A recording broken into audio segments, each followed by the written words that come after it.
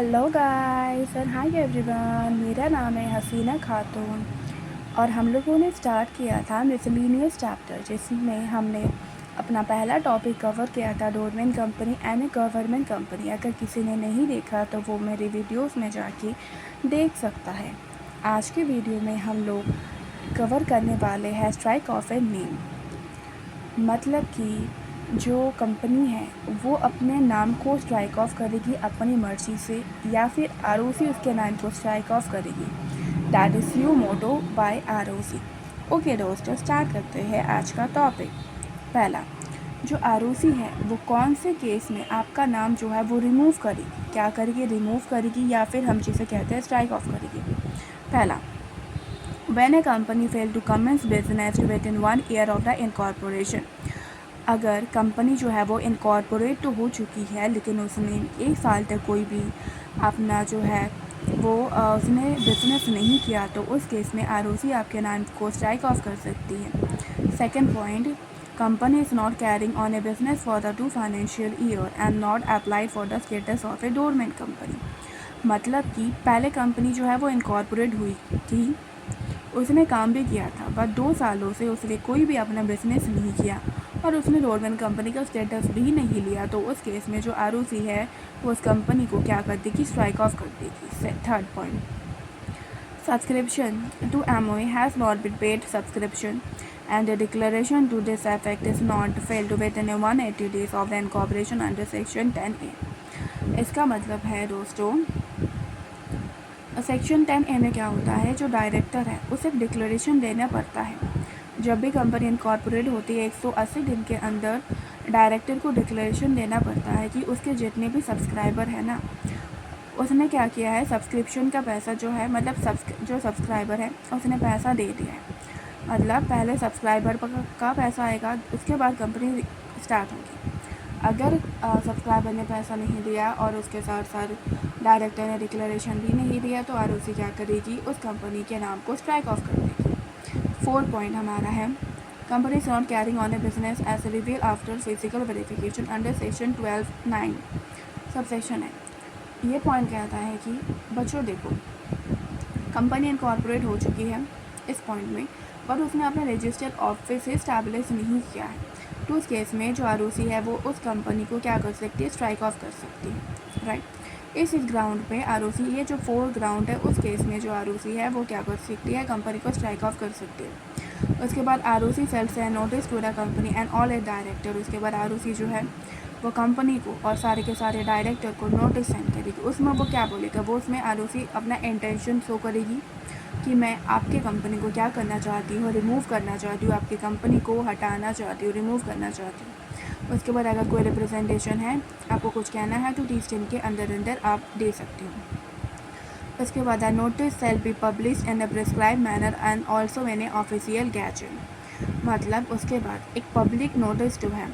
वो पब्लिश किया जाता है ऑफिशियल गैजेट में इन ए प्रिस्क्राइब मैनर। उसके बाद जो नोटिस में जो पीरियड गिवन होता है वो एक्सपायर होने के बाद जो आरओसी है उस कंपनी के नाम को स्ट्राइक ऑफ कर देगी। उसके बाद वो ऑफिशियल गैजेट में दोबारा पब्लिश करेगी। क्या पब्लिश करेगी कि देखो, ये जो कंपनी है फलाना ढिमकाना, सपोज़ ये XYZ जो कंपनी है, मैंने इस कंपनी को क्या किया है, स्ट्राइक ऑफ किया है, इस कंपनी को निकाल दिया है। ठीक है, उसके बाद दोस्तों, उसके बाद आपका before passing an order ROC shall satisfy himself that sufficient provision is made for the realization of the amount due to company for discharge of the liability if necessary of an undertaking for the management। पहले हमने क्या पढ़ा, जो ROC है वो strike off अपनी मर्जी से कब करेगी। दूसरा केस ऐसा है कि कंपनी भी अपने आप से खुद जाके एप्लीकेशन लगा के बोल सकती है कि आरओसी मुझे अपनी कंपनी के नाम को क्या करना, स्ट्राइक ऑफ करना है, रिमूव करना है। राइट, तो इसमें है a company other than a section 8 company after extinguishing all at liability by the special resolution or consent of a 75% member as per paid up capital।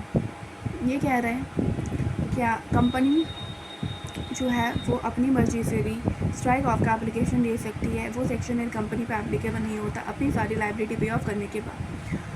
उस केस में उसको एसआर पास करना पड़ेगा, स्पेशल रिजोल्यूशन, या फिर 75% ऑफ द मेंबर का क्या चाहिए होगा, कंसेंट। राइट। एक पॉइंट दोस्तों और है, उसके बाद कंपनी में file an application with ROC.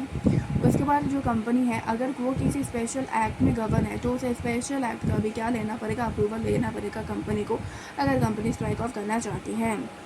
उसके बाद एक पॉइंट हमारा the liability of the officer और a member may be enforce as the company has not been dissolve. ये कह रहा है कि कंपनी जो है वो डिज़ोल्व होने के बाद अगर किसी ऑफिसर से आपको पैसा लेना है, मेंबर से पैसा लेना है, तो उस ऑफिसर और मेंबर की लाइबिलिटी ख़त्म नहीं हो जाएगी कंपनी के डिसॉल्व होने पे, स्ट्राइक ऑफ होने के। उस ऑफिसर और मेंबर की लाइबिलिटी इन्फोर्स रहेगी, जैसे कि जो कंपनी है वो वाइंडिंग अप में गई नहीं, स्ट्राइक ऑफ उसका हुआ ही नहीं।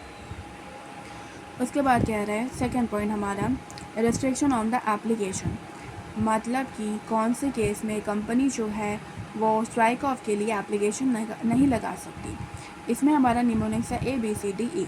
ओके दोस्तों, a company shall not apply for the strike off under section 248 if at the any time in a previous 3 year the company. ये कह रहा है कि अगर कंपनी लास्ट 3 महीने में अगर उसने ये कोई भी काम किया तो उस केस में वो एप्लीकेशन नहीं लगा सकती। Application for the winding up accepted, मतलब कंपनी ने वाइंडिंग अप के लिए एप्लीकेशन लगाया था जो कि क्या है अभी एक्सेप्ट हो चुका है, तो उस केस में स्ट्राइक ऑफ के लिए कंपनी जो है वो एप्लीकेशन नहीं लगा सकती। या फिर लास्ट 3 महीने में कंपनी ने अगर कोई भी बिजनेस या रिलेटेड एक्टिविटी की, लास्ट 3 महीने में अगर कंपनी ने कॉम्प्रोमाइज़ एंड अरेंजमेंट का एप्लीकेशन लगाया था जो कि अभी पेंडिंग है, लास्ट 3 महीने में अगर कंपनी ने क्या किया है, अपने कोई राइट सेल की है, डिस्पोज ऑफ की है, या फिर अपना कोई एसेट। हमारा लास्ट पॉइंट है आपका even for a once has a change in the name or a shift in register office from the one state to the another। अगर कंपनी ने एक भी बार अपना जो रजिस्टर ऑफिस है वो शिफ्ट किया है एक स्टेट से दूसरे स्टेट में, या फिर अपना नाम चेंज किया है लास्ट 3 महीने में, तो उस केस में जो कंपनी जो है वो एप्लीकेशन नहीं लगा सकती स्ट्राइक ऑफ के लिए। उसके बाद है इफेक्ट क्या होगा, स्ट्राइक ऑफ करने के बाद का इफेक्ट क्या होगा, कंपनी जो है वो ऐसा कंपनी इनकॉर्पोरेट मतलब स्टार्ट नहीं कर सकती, बिजनेस नहीं कर सकती। उसके बाद उसका जो सर्टिफिकेट ऑफ इनकॉर्पोरेशन है वो क्या हो जाएगा, आपका डीम टू बी कैंसिल मान लिया जाएगा। उसके बाद fraud application for the removal, मतलब कंपनी, ये पॉइंट क्या कहते हैं, कंपनी अगर आप फ्रॉडुलेंट तरीके से, गलत तरीके से अपने कंपनी का स्ट्राइक ऑफ करवा रहे तो इस केस में जो पर्सन जिसने वो करवाया है, जो भी पर्सन जो लाइबल है जिसने वो करवाया है, person in charge of the management से भी salary jointly and severally liable for the loss and the punishment under section 447। उसके बाद ये कह रहा है रिवाइवल ऑफ द कंपनी। इस पॉइंट में ये कह रहा है एक कंपनी जिसका स्ट्राइक ऑफ हो चुका है, क्या वो कंपनी दोबारा से जिंदा हो सकती है, मतलब रिवाइव हो सकती है? Answer is yes. बट दोस्तों आरओसी के पास इस केस में पावर नहीं होता कि वो खुद से उस कंपनी को रिवाइव कर दे। इस केस में हमें एप्लीकेशन लगाना पड़ता है एनसीएलटी को, राइट। कौन लगा सकता है, कितने दिन में, कितने सालों में, अब देखते हैं। पॉइंट नंबर 1, आरओसी जो है वो लगा सकता है स्ट्राइक ऑफ करने के 3 साल के अंदर। कंपनी क्रेडिटर, मेंबर है, वर्कमैन है, वो लगा सकता है 20 साल के अंदर। अगर कोई अदर पर्सन है तो वो लगा सकता है 3 साल के अंदर। उसके बाद ये कह रहा है कि जब एनसीएलटी का ऑर्डर आ जाएगा, कंपनी अब उस ऑर्डर की कॉपी आप किसको भेजोगे, आरओसी को, जिससे आरओसी क्या करेगा, आपकी कंपनी का नाम रिस्टोर करेगा। उसके बाद एक फ्रेश सर्टिफिकेट ऑफ इनकॉर्पोरेशन जो है वो उस कंपनी को प्रोवाइड करवा देगा। ओके दोस्तों, आज का ये टॉपिक हमारा ख़त्म होता है। Thank you and bye, take care.